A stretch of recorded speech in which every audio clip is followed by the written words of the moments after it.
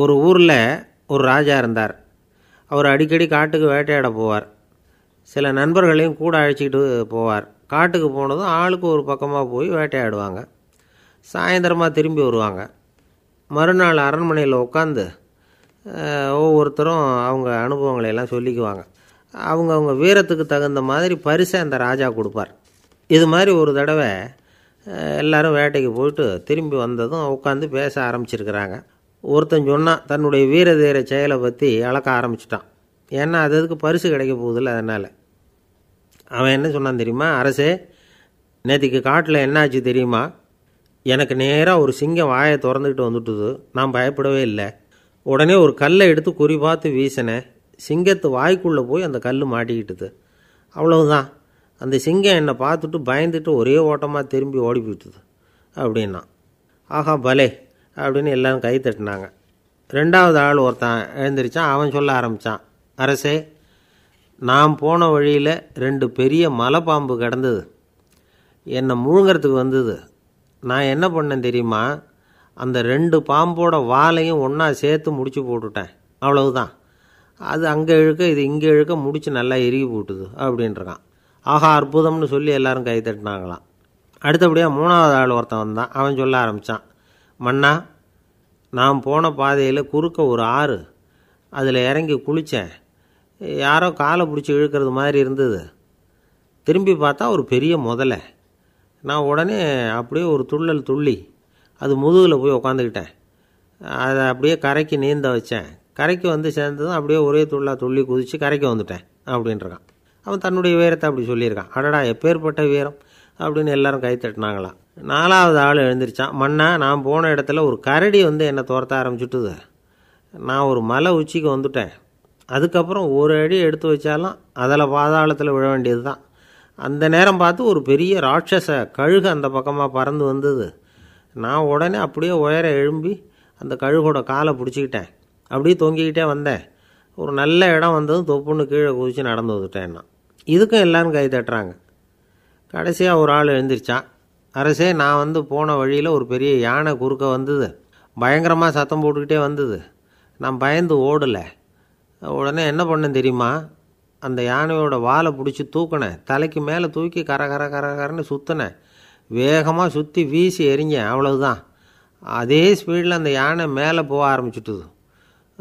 இன்னும் கூட அது போய்கிட்டே தான் இருக்குது, கீழே விழவே இல்லைன்னா. இதை கேட்டதும் ராஜாவுக்கு கோபம் வந்துட்டுது. என்னை என்ன முட்டாள்னு நினச்சிக்கிட்டு பேசுகிறியா? யானையை வந்து நீ வாலை பிடிச்சி தூக்குன, அதை நான் நம்பணுமா அப்படின்னார். உடனே இவன் பணிவாக பதில் சொன்னான். அரசே, ஒரு சிங்கத்து வாயில் கல் மாட்டிக்கிட்டதை நம்புறீங்க. மலைப்பாம்பு வாலை பிடிச்சி முடிச்சு போட்டதை நம்புறீங்க. முதல்ல முதுகில் சவாரி பண்ணதையும் நம்புறீங்க. கழுகு காலை பிடிச்சிக்கிட்டு பறக்கிறதையும் நம்புறீங்க. அப்படி நம்புறப்போ நான் சொன்னதை மட்டும் நம்பக்கூடாதா அப்படின்னு கேட்டானான். பொய் சொன்னவங்கெல்லாம் தலையை தொங்க போட்டுக்கிட்டாங்களாம். ராஜா அவங்கள பார்த்து சொன்னாராம், நீங்கள் எல்லாரும் என்னை முட்டாளாக்கியிருக்கிறீங்க. கடைசியாக பேசின இவன் தான் எனக்கு உண்மை எது பொய் எதுங்கிறத புரிய வச்சிருக்கிறான். இவன் தான் உண்மையான தைரியசாலி அப்படின்னு சொல்லி அவனுக்கே பரிசையெல்லாம் கொடுத்து பாராட்டினாராம். இப்படி ஒரு கதை. உண்மையை நிலைநாட்டுகிறவன் தான் உண்மையான வீரன் அப்படிங்கிறத இதிலிருந்து நாம் புரிஞ்சுக்கணும். இந்த காலத்துல எல்லாம் பொய் சொன்னால் தான் பிழைக்க முடியுங்கிறது ஒரு சில பேரோட நம்பிக்கை. ஒரு அப்பாவுக்கு தன் மகனுக்கு பொய் சொல்ல தெரியலையேங்கிற கவலை. பொய் சொன்னால் தான் இந்த உலகத்தில் பிழைக்கலாம், ஆனால் இவனுக்கு அது தெரியலையே, அதனால் இவனை அழைச்சிட்டு போய் நடுக்கடலில் விட்டுட்டு வந்துடுவோம் அப்படின்னு அழைச்சிட்டு புறப்பட்டான். கடற்கரைக்கு போனான். மகனுக்கு சந்தேகம், எங்கேப்பா என்னை அழைச்சிட்டு போகிறேன்னு கேட்டிருக்கான். கடலில் மீன் பிடிக்க கற்றுக் கொடுக்க போகிறேன் உனக்கு அப்படின்னானா. நான் ஏற்கனவே மீன் பிடிச்சிட்டேனேன்னானா இவன் மகன். எங்கே அதுன்னு கேட்டிருக்கான் அப்பங்காரன். சுட்டு சாப்பிட்டுட்டேன்ருக்கான் புள்ள. அப்பங்காரன் பார்த்தான், சரி நம்ம புள்ள பொழைச்சிக்கோ அப்படின்னு சொல்லி திருப்பி அழைச்சிட்டு வந்துட்டானா. நம்மளில் சில பேர் ரொம்ப தைரியமாக இருப்பாங்க. நாம் கூட சொல்கிறது உண்டு, அந்த ஆளுகிட்ட வர்றதுக்கு எமன் கூட பயப்படுவான் அப்படின்னு சொல்கிறது உண்டு. தைரியசாலிகளை நெருங்கிறதுக்கு யமன் பயப்படுவான் அப்படின்னு சொல்கிறது உண்மை தான். அது பொய் இல்லை. மன வலிமை இருக்குது பாருங்கள், அது மனுஷனை காப்பாற்றும். இது வந்து மருத்துவ ரீதியான உண்மை. உடல் கோளாறுகள் மன ஆரோக்கியத்தை பாதிக்கும். மன எழுச்சி, மன போராட்டம் இதெல்லாம் வந்து உடல் இயக்கத்தில் மாறுதலை உண்டாக்குது. சில வகையான நோய்களுக்கும் மனசுக்கும் இருக்கிற சம்பந்தம் என்னங்கிறத பற்றியெல்லாம் இப்போ ஆராய்ச்சி பண்ணுறாங்க. ஆஸ்மா, மூட்டு வலி, பெருங்குடல் அழற்சி, உயர் இரத்த அழுத்தம், சோரியாசிஸுங்கிற தோல் வியாதி, வயிற்று புண்ணு, இந்த தைராய்டு நச்சுத்தன்மை, இது மாதிரி நோய்களை உண்டாக்குறதுல மனசோட பங்கு என்னங்கிறத பற்றியெல்லாம் ஆய்வு பண்ணி பார்த்துருக்குறாங்க. எதுக்கு எடுத்தாலும் சோர்ந்து போகிறது, துவண்டு போகிறது, இப்படிப்பட்ட மனவாகு, அதோட யாரும் நமக்கு உதவ முடியாது அப்படிங்கிற மனோபாவம், கைவிடப்பட்ட மனநிலைமை, இதெல்லாம் நோயோட தீவிரத்தை ரொம்ப அதிகரிக்க செய்யுதான். இவங்கெல்லாம் அந்த கை கால் வலிக்குது, உடம்பு அசதியாக இருக்குது, தூக்கம் வரல, முதுகு வலிக்குது, உடம்பில் உணர்ச்சி குறையுது, கை கால் விரல்லாம் மரத்து போகுது, இப்படி ஏதாவது சொல்லிக்கிட்டு டாக்டர்களை தேடி வந்துக்கிட்டு இருப்பாங்க. நெஞ்சு வலி யாருக்கு வருது தெரியுமா? பதற்றம், போட்டி மனப்பான்மை, அளவுக்கு அதிகமான வேகம், துடிப்பு, பேராசை, இதுலேயும் கட்டுப்பாடு, நேரம் தவறாமை, அப்புறம் இதெல்லாம் உள்ள மனவாக உள்ளவங்க இருக்கிறாங்கள்ல, அவங்க பெரும்பாலும் நெஞ்சு வலிக்கு ஆளாயிடுறாங்களாம். ஃப்ரீட்மேன் அப்படிங்கிறவர் நிறைய ஆராய்ச்சியெல்லாம் பண்ணி பார்த்துட்டு இதை உறுதிப்படுத்தியிருக்கிறார். அவர் பண்ணின ஆராய்ச்சியில் என்னெல்லாம் தெரிய வந்தது தெரியுமா? பொறுப்பு அதிகம் உள்ளவங்களுக்கு கண்டிப்பாக இரத்த அழுத்தம் வரும், அதிகமாக இருக்குமா. அதே மாதிரி கண்டிப்பாக இருக்கிறாங்கல்ல, அவங்களுக்கும் இரத்த அழுத்தம் அதிகரிக்குமா. இரத்த அழுத்தம் தனக்கு அதிகமாக இருக்குங்கிறத தெரிஞ்சுக்கிட்டவங்க தலைவலி, மயக்கம், இந்த தலை சுத்தல், அசதி, இது மாதிரியான உணர்வுகளை அவங்களுக்கு வந்துடும், அது மாதிரி உணர்வு. ஆனால் உண்மை என்ன தெரியுமா? இதெல்லாம் இரத்த அழுத்தத்தினால இல்லை, இரத்த அழுத்தம் கட்டுப்பாட்டுக்குள்ளே இருந்தால் கூட இவங்க இப்படி நினைக்கிறாங்களாம். இதுக்கு காரணம் மனசு தான் அப்படிங்கிறார் அவர். சில பேர் எப்படி தெரியுமா? ஒருத்தர் மாரடைப்பால் இறந்து போனார் அப்படின்னு கேள்விப்பட்டால் போதும், இறந்து போகிறதுக்கு காரணம் இதயம்தான் அப்படிங்கிற பீதியால், இதய தளர்ச்சி அப்படிங்கிற மனநோயால் பாதிக்கப்படுறார். இவங்கெல்லாம் அடிக்கடி தங்களுடைய இதய பகுதியை தொட்டு பார்த்துக்குவாங்க, நாடியை பிடிச்சி பார்த்துக்குவாங்க, அடிக்கடி மூச்சை உள்ளுக்கு இழுத்து வெளியில் விட்டு வலி வருதா அப்படின்னு பார்த்துக்கிட்டு இருப்பாங்க. வேறு எங்கேயாவது வலிச்சா கூட நெஞ்சை வலிக்குதா அப்படின்னு பார்ப்பாங்க. நெஞ்சு வலிக்குதுன்னு கூட சில பேர் சொல்ல ஆரம்பிச்சிருவாங்க. ஆஸ்மாவுக்கும் மனசுக்கும் சம்பந்தம் உண்டு. தீர்வு காண முடியாத மன போராட்டங்கள் எல்லாத்துக்கும் அடுத்தவங்களையே சார்ந்து இருக்கிற மனநிலை, இதெல்லாம் ஆஸ்மாவினுடைய தீவிரத்தை அதிகப்படுத்திடும். பயம், இது எப்படின்னா என்ன நடக்குமோங்கிற பதற்ற நிலை, அப்புறம் இந்த பயம், இதெல்லாம் சுவாசித்தலை அதிகரிக்க செய்யுது இல்லையா. இதனால் இரத்தத்தின் காரத்தன்மை அதிகமாகி நோயின் தீவிரமும் அதிகமாகுது. மனப்போராட்டம், மனக்கவலை, மன இறுக்கம், இதெல்லாம் தோல் வியாதியை தூண்டி விடுதான். இது மாதிரி இன்னும் எவ்வளவோ இருக்குது. அதனால் இன்றைக்கி நமக்கு தேவை என்னென்னா மன வலிமை, மலர்ந்த முகம், இது ரெண்டும் இருந்துட்டுதுன்னா பலவிதமான நோய்கள் நம்மக்கிட்ட நெருங்கி வராது. டாக்டர் என்ன நெருங்காமல் இருக்கிறதுக்கு நான் ஒரு காரியம் பண்ணுறேன் அப்படின்னார் ஒருத்தர். அவர் என்ன அர்த்தத்தில் சொன்னார்னா, டாக்டர் அவரை நெருங்காமல் இருக்கிறதுக்கு அவர் ஒரு காரியம் பண்ணுறாராம். நண்பர்கிட்ட சொன்னார். நண்பர் கேட்டார், அது என்ன காரியம் பண்ணுற அப்படின்னு கேட்டார். தினம் ஒரு ஆப்பிள் பழம் சாப்பிட்றேன்னார் அவர். ஏன்னா ஆங்கிலத்தில் ஒரு பழமொழி சொல்லுவாங்கள்ல, an apple a day keeps doctor away அப்படிம்பாங்க. ஒரு ஆப்பிள் பழம் சாப்பிட்டா டாக்டர் விலகியே இருப்பார், டாக்டர்கிட்ட போக வேண்டிய அவசியம் இருக்காது அப்படிங்கிறதுக்காக அந்த பழமொழி சொல்கிறது. என்ன, நான் யாருமே நெருங்காமல் இருக்கிறதுக்கு நான் ஒரு காரியம் பண்ணுறேன்னார் இன்னொருத்தர். டாக்டர் நெருங்காமல் இருக்கிறதுக்கு ஆப்பிள் பழம் சாப்பிட்றேன்னார் அவர். என்னை யாருமே நெருங்காமல் இருக்கிறதுக்கு நான் ஒரு காரியம் பண்ணுறேன்னார் இன்னொருத்தர். அது என்னன்னு கேட்டோம். தினம் ஒரு பூண்டு சாப்பிட்றேன்னார்.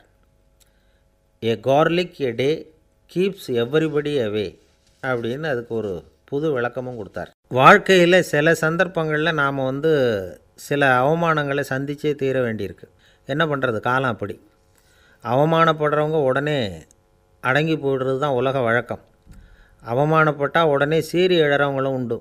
ஆனால் அதையே ஒரு சவாலாக எடுத்துக்கிட்டு முன்னுக்கு வர்றவங்களும் சில பேர் இருக்கிறாங்க. அவங்க ரொம்ப அபூர்வம்.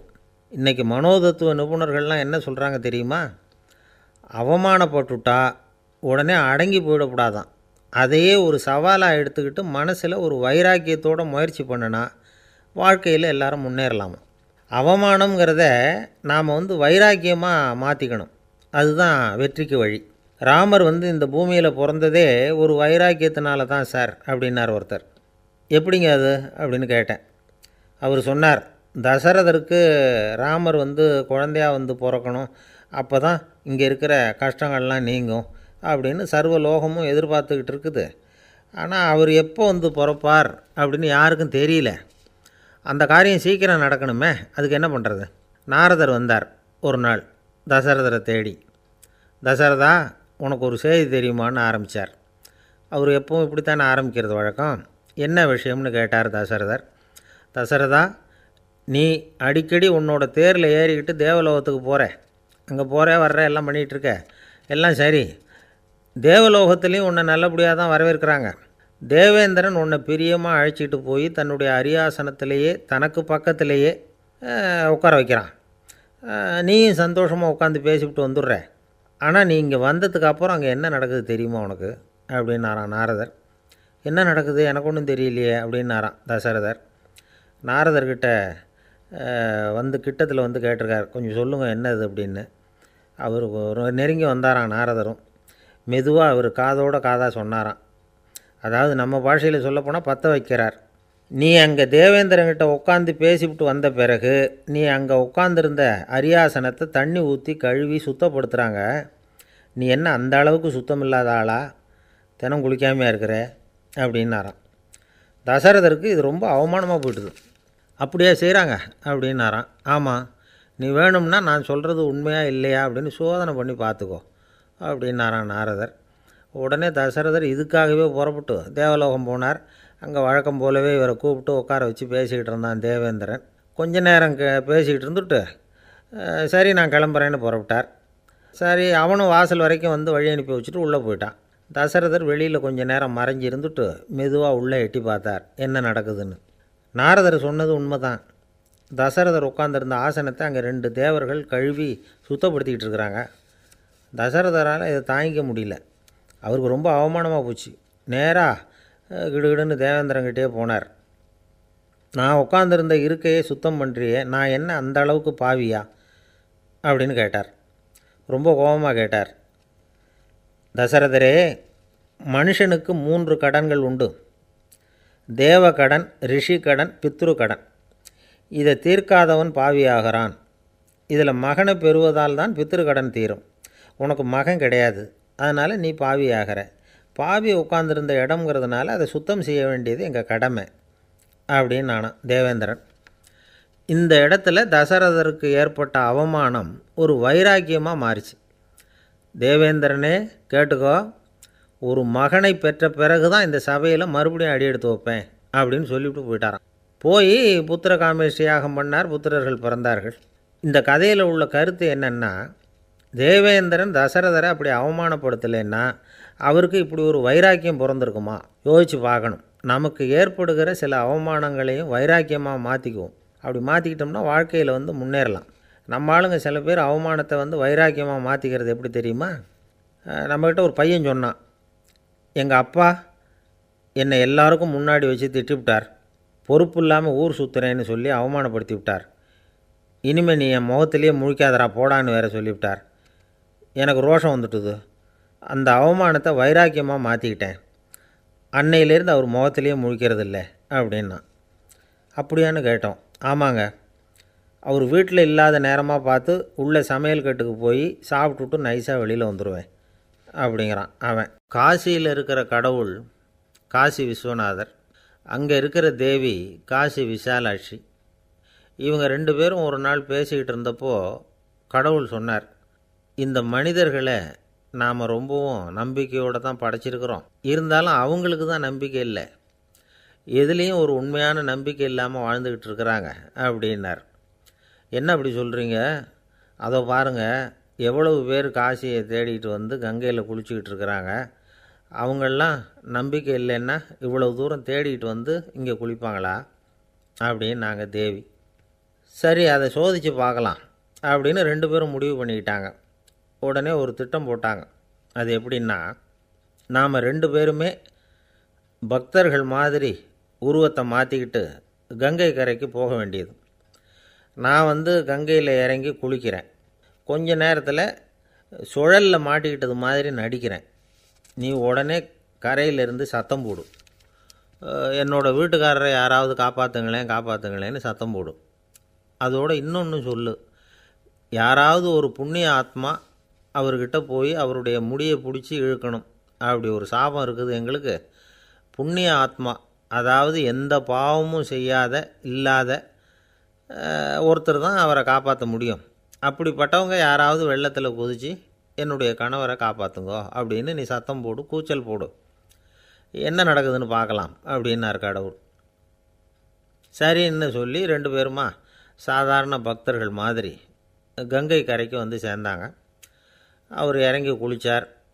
திட்டம் போட்டது மாதிரியே சுழலில் மாட்டிக்கிட்டது மாதிரி கத்துனார். கரையில் இருந்த அந்த அம்மா, ஐயோ என் கணவரை காப்பாற்றுங்களேன், யாராவது காப்பாற்றுங்களேன்னு கத்துனாங்க. பல பேர் ஓடி வந்தாங்க. உடனே இவங்க, பாவம் இல்லாத புண்ணிய ஆத்மா ஒருத்தரால் தான் என்னுடைய கணவர் காப்பாற்றப்படணுங்கிறது விதி, அப்படி ஒரு சாபம் இருக்குது, அதனால் புண்ணிய ஆத்மா யாராவது அவர்கிட்ட போய் அவர் முடியை பிடிச்சி தூக்குனா அவரை காப்பாற்றி போடலாம் அப்படின்னாங்க. இவங்க இப்படி சொன்னதும் எல்லோரும் திகைச்சு போய் நின்றுட்டாங்க. ஒவ்வொருத்தருக்கும் அவங்க செஞ்ச பாவம்லாம் ஒவ்வொன்றா ஞாபகத்துக்கு வர ஆரம்பிச்சுட்டுது. சரி, இதுக்கு நாம் லாயக்கு இல்லை அப்படின்னு சொல்லி ஒதுங்கி போக ஆரம்பிச்சிட்டாங்க எல்லாம். இந்த சமயத்தில் யாரோ ஒருத்தர் வேகமாக ஓடி வந்தார். ஆற்றுல குதித்தார். அவர்கிட்ட போனார், முடியை பிடிச்சார், தூக்குனார், அவரை காப்பாற்றி கரைக்கு கொண்டுட்டு வந்துட்டார். அப்படி காப்பாற்றின அந்த ஆளை இவங்க 2 பேரும் தனியாக கூப்பிட்டுக்கிட்டு ஒரு மண்டபத்துக்கு வந்துட்டாங்க. வந்து விசாரிக்கிறாங்க. நீ யாரப்பா அப்படின்னு கேட்குறாங்க. ஏதும் தெரியாத மாதிரி. நான் இந்த ஊர் அன்ன சத்திரத்தில் வேலை செய்கிற ஒரு சமையல்காரன் அப்படிங்கிறார். நீ வந்து கங்கையில் குளிக்கிறது உண்டான்னு கேட்டிருக்காங்க. நான் இந்த ஊர்லேயே தான் இருக்கிறேன், இருந்தாலும் தினமும் கங்கையில் குளிக்கிறதில்ல, எப்போவாவது ஒரு நாள் அங்கே குளிப்பேன் அப்படின்னார். கங்கையில் மூழ்கி எழுந்திரிச்சா பாவம்லாம் தொலையும்னு சொல்கிறாங்க. அப்படி இருக்கிறப்போ அங்கே இன்றைக்கி கங்கையில் குளிச்சுக்கிட்டு இருக்கிறவங்கெல்லாம் தங்களை வந்து புண்ணிய ஆத்மாவா நினைக்கல. கங்கையில் குளிக்காத நீ உன்னை வந்து புண்ணிய ஆத்மாவா நினச்சி என்னை காப்பாற்ற வந்திருக்கிற, அது எப்படி அப்படின்னு கேட்டார். அதுக்கு அந்த ஆள் சொல்கிறான், கங்கையில் குதித்ததுக்கு அப்புறம் தானே உங்களை காப்பாற்ற போகிறோம். அப்படி குதிக்கும் பொழுது என்னுடைய பாவம்லாம் போயிருக்கும்ல, நான் புண்ணிய ஆத்மாவாக ஆயிருப்பேனே, அதனால தான் துணிஞ்சு வந்து உங்களை காப்பாற்றினேன் அப்படின்னா. கடவுளும் தேவியும் அவனுக்கு வந்து காட்சி கொடுத்தாங்களாம். இப்படி ஒரு கதை உண்டு. அதாவது கங்கையில் குளிச்சுக்கிட்டு இருக்கிறவங்களுக்கே தங்களுடைய பாவம் போகுங்கிற நம்பிக்கை பரிபூர்ணமாக இல்லை. குளிக்காத ஒருத்தனுக்கு அந்த நம்பிக்கை இருந்தது. அதனால் அவனால் கடவுளை பார்க்க முடிஞ்சுது. கடவுளை வந்து நாமளும் பார்க்க முடியுமா முடியாதா அப்படிங்கிற குழப்பம்லாம் நமக்கு வேண்டியதில்லை. நம்பிக்கையோடு வாழணுங்கிற உண்மையை மட்டும் இந்த கதையிலேருந்து புரிஞ்சுக்கிட்டால் போதும். ஏன்னா இந்த கதையை கேட்டுட்டு ஒரு நண்பன் குதர்க்கமாக ஒரு கேள்வி கேட்டான். ஏன் சார், கங்கையில் குளித்தா பாவம் போயிடும்னு சொல்கிறீங்களே, நான் எனக்கு வேண்டாத ஒருத்தனை அழைச்சிட்டு போய் கங்கையிலேயே தள்ளி விட்டுட்டு அதுக்கப்புறம் அங்கேயே முழுக்க போட்டுட்டு நான் செஞ்ச பாவத்தை வந்து அதுலேயே கழுவி விட்டுட்டு மறுபடியும் உங்ககிட்ட வந்துடுறேன்னு வச்சுக்கோங்க, நீங்கள் என்னை வந்து புண்ணிய ஆத்மான்னு ஏற்றுக்குவீங்களா அப்படிங்கிறான். ஆள் கொஞ்சம் ஆசைந்தான், நம்மளே அங்கே அழைச்சிட்டு போனாலும் போயிடுவான். கங்கை கரை தோட்டம் பக்கத்தில் ஒரு ஆசிரமம், அங்கே ஒரு பெரியவர் தங்கியிருக்கிறார். அவர் தான் ராமகிருஷ்ண பரமஹம்சர். அந்த ஆசிரமம் இருந்த இடம் கரக்பூர். வங்காளத்தில் பொதுவாக எல்லோரும் மீன் சாப்பிட்றது உண்டு. கங்கையில் குளிச்சுட்டு கையில் ஒரு மீனோடு வர்றது வழக்கம். இவர் இருக்கிற இடத்துக்கு கங்கையில் படகு வழியாக வரணும். அப்படி தான் எல்லோரும் வருவாங்க. வர்றவங்கள ஒன்று கூட்டி ஆன்மீக விஷயங்களை பற்றி பேசிக்கிட்டு இருப்பார். ஒவ்வொரு நாள் ஒவ்வொருத்தர் நகரத்துக்கு போகணும், வரும்பொழுது மீன் கொண்டுக்கிட்டு வரணும். அதுக்கு ஒரு அட்டவணையே உண்டு ஆசிரமத்தில். அது பிரகாரம் ஒரு நாள் சுவாமி யோகானந்தர் படகில் போனார். படகை செலுத்தினவங்க ராமகிருஷ்ணரையும் சுவாமி யோகானந்தரையும் மற்றவங்களையும் பித்தர்கள் அப்படின்னு சொல்லி ஏளனமாக பேசினாங்க. அவங்க என்ன பைத்தியம் பிடிச்சவங்க அப்படிங்கிறது மாதிரி. சுவாமி யோகானந்தருக்கு ரொம்ப மென்மையான இதயம். இவங்க இப்படி கண்ணாபின்னான்னு பேசுகிறத பார்த்தா மீனை வாங்கிட்டு திரும்புகிறப்போ என்ன நடக்குமோ அப்படிங்கிற பயம் வேறு வந்துட்டுது அவருக்கு. அவ்வளவு மென்மையானவர். இதை தெரிஞ்சுக்கிட்ட ராமகிருஷ்ணர், யோகானந்தா இங்கே வா அப்படின்னு கூப்பிட்டார். இவர் கண்ணீரை தொடச்சிக்கிட்டே கிட்ட போனார். சொன்னார், ஐயா, படகு ஓட்டுறவங்க உங்களை பற்றி மோசமாக பேசுகிறாங்க. என்ன திட்டினா பரவாயில்ல, ஆனால் உங்களை அவங்க திட்டுறாங்க, அதை என்னால் தாங்கிக்க முடியல அப்படின்னார். இதை கேட்டதும் ராமகிருஷ்ணருக்கு கோபம் வந்துட்டு தான். என்னது உன்னுடைய குருவை பற்றி அவங்க மோசமாக பேசும்பொழுது நீ சும்மா இருந்தியா? வெளியில் போ அப்படின்னு விட்டார். குரு நிந்தனை செய்கிறப்போ அதை கேட்டுக்கிட்டு சும்மா இருக்கலாமா? குரு நிந்தனையை கேட்டால் பாவம் இல்லையா? என்னை தூற்றும்போது அவங்க வந்து பாவம் செய்கிறாங்க, அதை கேட்டுக்கிட்டு நீ சும்மா இருந்தால் நீயும் பாவம் செய்கிற அப்படின்னாராம். அடுத்த நாள் சுவாமி நிரஞ்சனானந்தர் போக வேண்டிய நாள். இவர் படகுல போகும்பொழுதும் அதே மாதிரி நடந்து தான். அவங்க மோசமாக பேச ஆரம்பித்தாங்க, திட்ட ஆரம்பித்தாங்க. அப்படி கேலி பண்ண ஒருத்தனை இவர் என்ன பண்ணார், பலார்னு கன்னத்தில் அரைஞ்சிட்டார். இன்னொருத்தனை கங்கையில் தூக்கி எறியறதுக்கும் தயாராகிட்டார். அதுக்கப்புறம் அவங்க யாரும் வாயை திறக்கலை. மீன் வாங்கிட்டு வர்றப்பவும் படகுல ஒரே அமைதி. அவ்வளவு பயம் அவங்களுக்கு. ராமகிருஷ்ணர் கூப்பிட்டு விசாரித்தார் என்ன நடந்ததுன்னு. இவர் சொன்னார், அவர் யோகானந்தா போகும்பொழுது என்ன நடந்ததோ அப்படியே தான் இப்போவும் நடந்தது. குரு நிந்தனை செய்கிறத கேட்டுக்கிட்டு நான் சும்மா இருப்பேனா? ஒருத்தனை அப்படியே அரைஞ்சுட்டேன், இன்னொருத்தனை ஆற்றுல தூக்கி போட்டுருவேன்னு பயமுறுத்தினேன், அவ்வளவுதான் அப்படின்னாராம். இப்போவும் ராமகிருஷ்ணருக்கு கோபம் வந்துட்டு தான். என்ன இது, அணியறது காஷாயம், இருக்கிறது ஆசிரமம், உனக்கு இவ்வளவு கோபம் வந்ததுன்னா அப்புறம் என்னத்துக்கு ஆசிரமத்தில் இருக்கணும்? பிரம்மச்சாரி எப்பவும் அமைதியாக இருக்கணும் அப்படின்னு அறிவுரை சொன்னாராம் ராமகிருஷ்ணர். அப்போ இவர் கேட்டாராம், ஏங்க அவருக்கு ஒரு விதமான அறிவுரை சொன்னீங்க, எனக்கு வேறு விதமாக அறிவுரை சொல்கிறீங்க, இதில் எது உண்மை அப்படின்னு கேட்டிருக்கார்.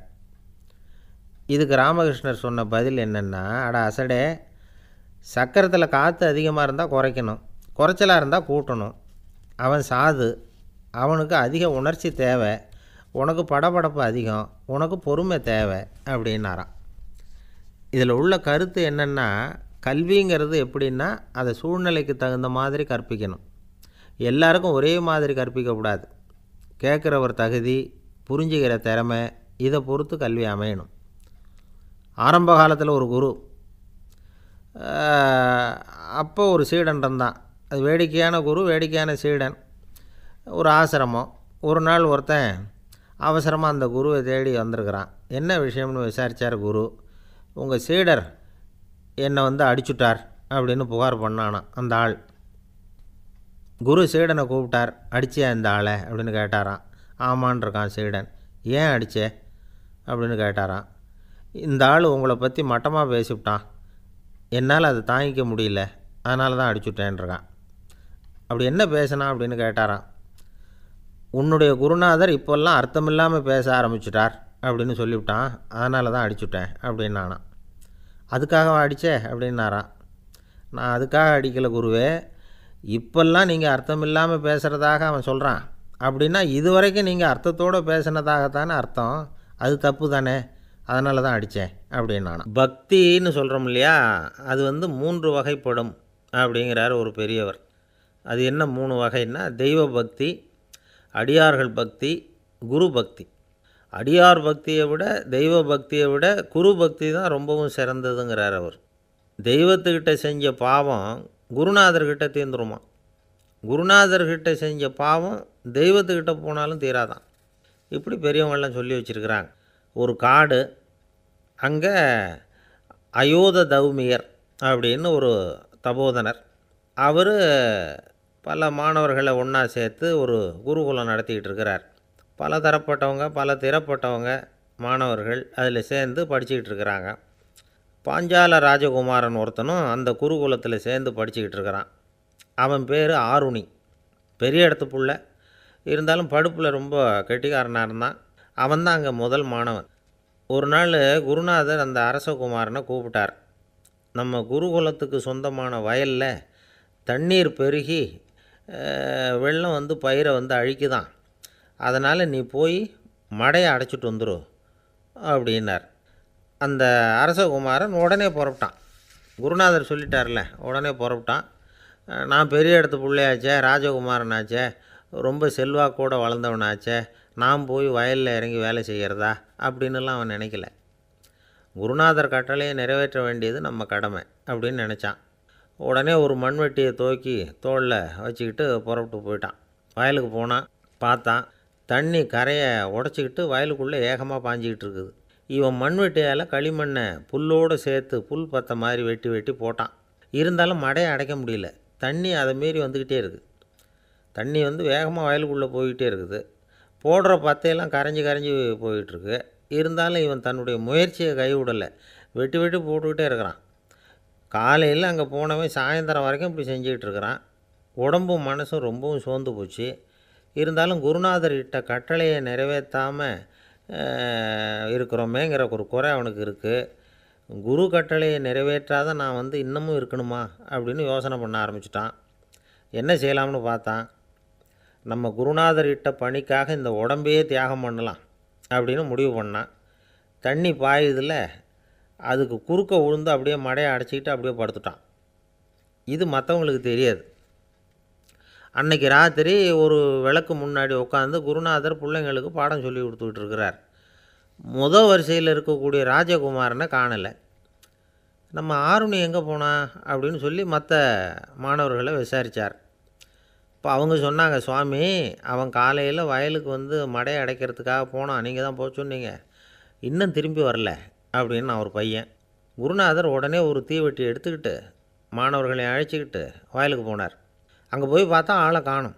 ஆருணி ஆருணின்னு சொல்லி சத்தம் போட்டு கூப்பிட்டு பார்க்குறார். நான் இங்கே இருக்கேன் குருநாதா அப்படின்னு காலுக்கு அடியிலேருந்து ஒரு சத்தம் வருது.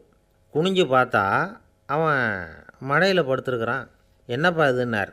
காலையிலேருந்து இந்த மடையை அடைச்சி பார்த்தேன் சுவாமி, முடியல, அதனால் இப்படி குறுக்க படுத்துட்டேன்.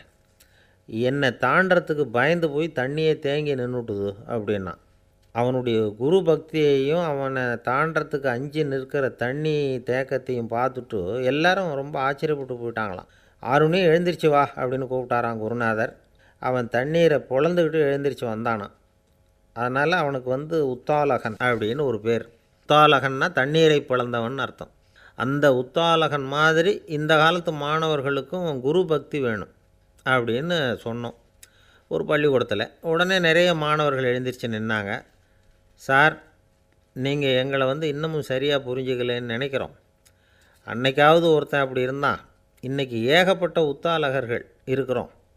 எங்கள் வாத்தியார் கட்டளை இட்டால் இப்போவே அது மாதிரி வயலுக்கு போய் மடையில் குறுக்கப்படுத்துக்கிறதுக்கு இந்த வகுப்பில் உள்ள அத்தனை பேரும் தயாராக இருக்கிறோம் அப்படின்னாங்க.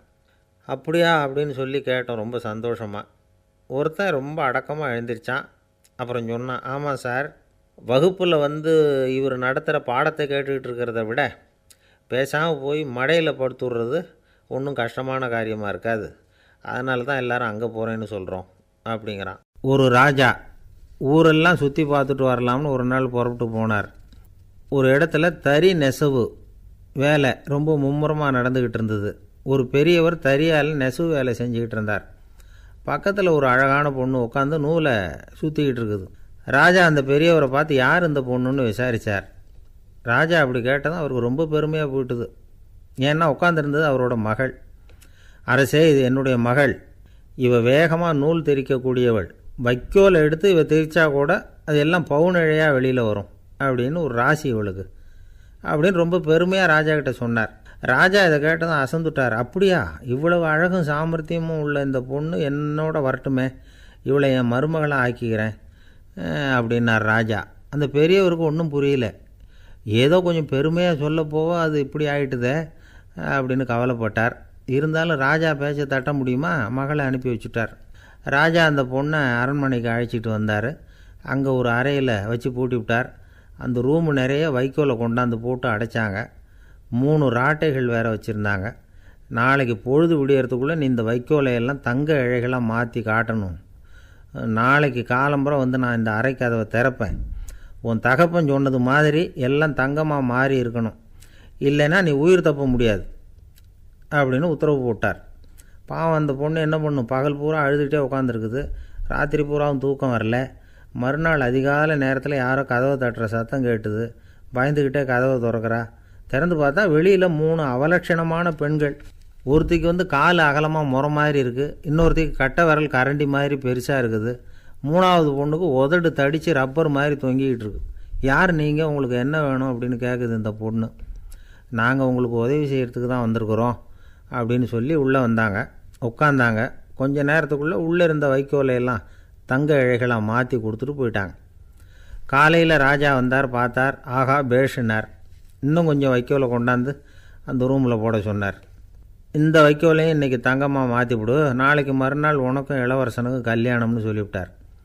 இன்றைக்கி ராத்திரியும் அந்த 3 பொண்ணுங்களும் வந்தாங்க. வைக்கோலை பொண்ணு இழைகளாக மாற்றினாங்க, புறப்பட்டாங்க. இந்த பொண்ணு அவங்க காலில் விழுந்து வணங்கினா. என் உசுரை காப்பாற்றினீங்க, உங்களுக்கு நான் என்ன கைமாறு செய்ய போகிறேன் அப்படின்னா. பயப்படாத, நீ விரும்பினா எங்களுக்கு ஒரு உதவி செய்யலாம். உன்னுடைய கல்யாணத்துக்கு நாங்கள் 3 பேரும் வரோம். நீ எங்களை வரவேற்று ராஜாக்கிட்டேயும் இளவரசர்கிட்டையும் நாங்கள் உன்னோட பெரியப்பா பொண்ணுங்கன்னு சொல்லி அறிமுகப்படுத்தி வை, நாங்கள் விருந்து சாப்பிட்டுட்டு போயிடுறோம் அப்படின்னாங்க. ரொம்பவும் சந்தோஷமாக சரின்னு ஒத்துக்கிட்டா. கல்யாண நாள் வந்தது. கல்யாணம் ரொம்ப கோலாகலமாக நடந்துக்கிட்டு இருக்கு. எல்லா தேசத்து ராஜா ராணிகளும் வந்துக்கிட்டு இருக்கிறாங்க. அந்த 3 அவலட்சணமான பொண்ணுங்களும் சேர்ந்தாங்க. யார் இவங்கன்னு கேட்டார் ராஜா. என் பெரியப்பா பொண்ணுங்க அப்படின்னா அந்த பொண்ணு. காலும் உதடும் கட்டை விரலும் ஏன் இப்படி உங்களுக்கு அவலட்சணம் ஆயிட்டுது அப்படின்னு கேட்டார். அதுக்கு அந்த பொண்ணுங்க பதில் சொன்னாங்க. என்ன செய்கிறது, ஓயாமல் வைக்கோலை நூற்று ஒருத்தியோட கட்டை விரல் அப்படி கரண்டி மாதிரி ஆயிட்டுது. நாக்கில் தொட்டு தொட்டு திரிச்சதுனால ஒருத்தியோட உதடு அப்படி ஆயிட்டுது. காலால் கட்டையை அழுத்தி அழுத்தி தறி போட்டதுனால இன்னொருத்தையோட கால் அப்படி ஆயிட்டுது. உங்கள் மருமகளாக வந்திருக்கிற இந்த பொண்ணு அந்த 3ஐயுமே செய்ய தெரிஞ்சவ தான். என்ன ஆக போதோ இன்னும் கொஞ்ச நாளில் அப்படின்னாங்க. அவ்வளவுதான். ராஜா பயந்துட்டார். அம்மா, இன்னையிலேருந்து நீ இளவரசனின் மனைவி. நீ எப்பவும் அழகாக இருக்கணும். அதனால் நீ இனிமேல் வைக்கோலை திரிக்கவே கூடாது அப்படின்னு உத்தரவு போட்டார். அவளை இக்கட்டான சூழ்நிலையிலிருந்து காப்பாற்றின அந்த 3 பொண்ணுங்களும் சந்தோஷமாக திரும்பி போயிட்டாங்களாம். சுவாமி சின்மயானந்தர் இந்த கதையை சொல்லியிருக்கிறார். தன்னலம் மறந்து சுயலாபத்தை தியாகம் செய்கிறது வைக்கோல்லேருந்து தங்க இழையை நூக்கிறது மாதிரி அப்படிங்கிறார் அவர். அது இருக்கட்டும், இப்போ நம்ம கதைக்கு வருவோம். ஒரு ராஜா தன்னோட மகனுக்கு சுயவரம் நடத்தினார். எல்லா தேசத்திலிருந்தும் ராஜகுமாரர்கள் வந்திருந்தாங்க. ராஜகுமாரியை கல்யாணம் பண்ணிக்கலாம்ங்கிற ஆசையில் சுயம்பர மண்டபத்திலேருந்து எல்லா ராஜகுமாரர்களும் அலறி அடிச்சுக்கிட்டு வெளியில் ஓடி வந்துக்கிட்டு இருக்கிறாங்களாம். ஏன் இப்படி எல்லாரும் மிரண்டு போய் ஓடி வர்றாங்கன்னு கேட்டார் ஒருத்தர். அதுக்கு இன்னொருத்தர் விவரம் சொன்னார். ராஜகுமாரியை இன்றைக்கி தான் அவங்க நேரில் பார்த்தாங்களாம், அதுதான் அப்படி ஓடி வந்துக்கிட்டு இருக்கிறாங்க அப்படின்னார். ஒரு ராஜா இருந்தார். நாடு பூராவும் நிறைய மரங்களை நட்டு வளர்க்கணுங்கிறது அவரோட ஆசை. தானே அதுக்கு முன்மாதிரியாக இருக்கணும்னு நினச்சார். அரண்மனையை சுற்றி மரங்களை நட்டு வளர்த்தார். இதை பார்த்துட்டு ஜனங்களும் அவங்கவுங்க வீட்டை சுற்றி மரக்கன்றுகளை நட்டு வளர்த்தாங்க. கொஞ்ச காலத்தில் ஊர் பூரா பசுமையாக மாறிச்சு. எல்லாருக்கும் சந்தோஷமாக இருந்தது. இது ஒரு பக்கம் இருக்கட்டும். இப்போ நான் சொல்ல போகிற கதை வேறு. அதாவது அந்த ராஜா ஒரு நாள் தன்னுடைய அரண்மனையை சுற்றி இருக்கிற விதவிதமான மரங்களை எல்லாம் போய் பார்த்தார். எப்படி இருக்கிறீங்க அப்படின்னு ஒவ்வொரு மரத்துக்கிட்டையும் விசாரித்தாராம். எந்த மரமும் சந்தோஷமாக இருக்கிறதா தெரியல. அதுக்கும் மனசில் ஒரு குறை. முதல்ல ஆலமரத்துக்கிட்ட போனார். அது சொல்லிச்சு, மண்ணா, நான் நல்லா பெருசாக வளர்ந்துருக்கிறேன், அடர்த்தியாக இருக்கிறேன், கிளையெல்லாம் 4 பக்கமும் நல்லா படர்ந்து தான் இருக்குது. இருந்தாலும் எந்த பிரயோஜனமும் இருக்கிறதா தெரியல எனக்கு. என்னுடைய பழம்லாம் ரொம்ப சின்னதாக இருக்குது, என் கண்ணுக்கு சரியாக புறப்பட மாட்டேங்குது. நான் இருக்கிற சைஸுக்கு என்னுடைய கிளையில் இருக்கிற பழம்லாம் எவ்வளோ பெருசாக இருக்கணும். அது இத்தினூண்டு இருக்கிறது எனக்கு பெரிய அவமானமாக இருக்குது. இப்படி இங்கே நின்றுக்கிட்டு இருக்கிறதே ரொம்ப கூச்சமாக இருக்குது. ஒரு நல்ல புயல் வந்ததுன்னா பேசாமல் சாஞ்சு விடலாமான்னு பார்க்குறேன் அப்படின்னு புலம்புது ஆலமரம். சரி இருக்கட்டும்னு நினச்சிக்கிட்டு ராஜா அடுத்தபடியாக ஒரு அத்தி மரத்துக்கிட்ட போனார். அதுவும் புலம்ப ஆரம்பிச்சுட்டுது. நான் கூட பெரிய மரம் தான், இல்லை இலையெல்லாம் அழகாக தான் இருக்குது, பழம் அழகாக இருக்குது, இருந்தாலும் உள்ள விஷயம் இல்லையே. அத்தி பழத்தை புட்டு பார்த்தா அத்தனையும் சொத்தை அப்படின்னு பழமொழியே உண்டாயிட்டுதே. இப்படி ஒரு கெட்ட பேரோடு நான் இருக்கணுமா அப்படின்னு புலம்புது அது. சரி இது இருக்கட்டும் அப்படின்னு சொல்லி அடுத்தபடியாக வேப்ப மரத்துக்கிட்ட போனார். அது தன்னுடைய வேதனையை வெளியிட்டது. எனக்கு எவ்வளவோ மருத்துவ குணங்கள்லாம் இருக்கிறதா சொல்லிக்கிறாங்க, இருந்தாலும் என்ன பிரயோஜனம், என்னுடைய பழத்தை மனிதர்கள் யாரும் விரும்பி சாப்பிட்றது இல்லையே அப்படின்னுது.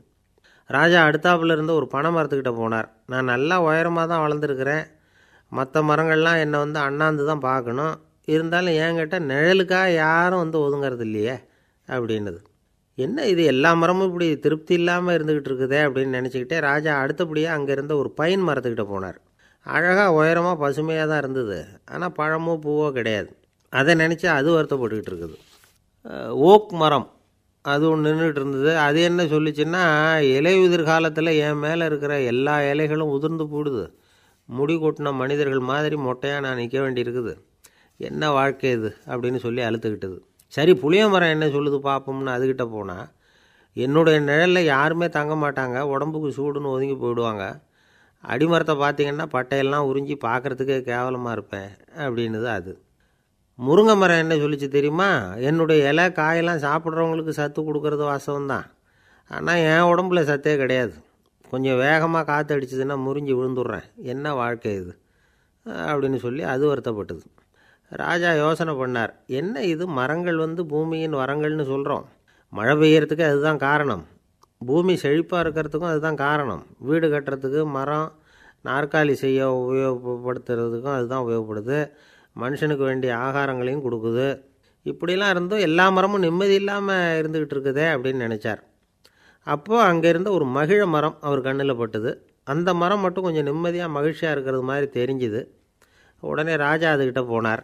உனக்கு மனசில் எதுவும் குறை இல்லையான்னு கேட்டார். இல்லை, நான் சந்தோஷமாக தான் இருக்கேன்னு அந்த மகிழ மரம்.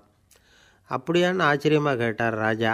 ஆமாம் மன்னா, இந்த இடத்துல நீங்கள் ஒரு முருங்கை மரத்தையோ வேப்ப மரத்தையோ கூட நட்டிருக்கலாம், ஆனால் இந்த இடத்துல நடுறதுக்கு என்ன தேர்ந்தெடுத்துருக்குறீங்க, அதுவே எனக்கு பெருமை, அதுவே எனக்கு திருப்தி அப்படின்னு தான் மகிழ மரம். மகிழ மரம் சாதாரணமாக தான் இருக்கும், இளம் மஞ்சள் நிறத்தில் பூக்கள், அது காய்ந்தும் மனம் வீசும். மகிழ மரம் மாதிரி மன திருப்தியோடு வாழறதுக்கு நாம் கற்றுக்கணுமா. நாம் இந்த உலகத்தில் ஒரு நாயாவோ நரியாவோ கூட பிறந்திருக்கலாம், மனுஷனாக பிறந்திருக்கிறோம், அதுவே பெருமை தானே. இந்த நிறைவு தான் மகிழ்ச்சியின் ரகசியம். ஒரு பையன் அப்பா கிட்ட போய், அப்பா நீங்கள் இந்த உலகத்தில் ஒரு மனுஷனாக பிறந்தது என்னோட அதிர்ஷ்டம் நானா. ஏண்டா அப்படி சொல்கிறேன்னு இருக்கார் அப்பா.